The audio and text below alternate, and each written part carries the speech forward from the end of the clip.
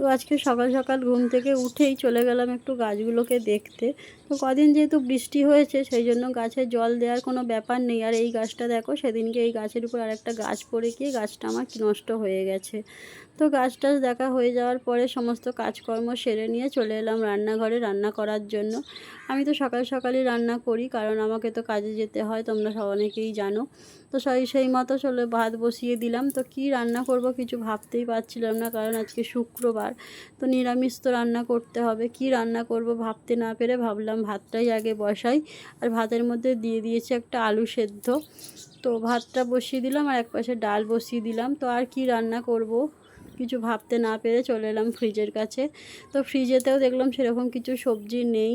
তো পুঁই শাক ছিল, কালকে যেহেতু পুঁই শাক হয়েছে সেই জন্য আজকে আর করিনি। তো যাই হোক, একটু রান্না করে নিয়ে বেরিয়ে পড়লাম দোকানে যাওয়ার উদ্দেশ্যে। তো আমি আর আমার মেয়ে দুজনে মিলেই যাচ্ছি, ও আর একা কোথায় থাকবে বলো, তো ওকে নিয়েই যাচ্ছি দোকানে।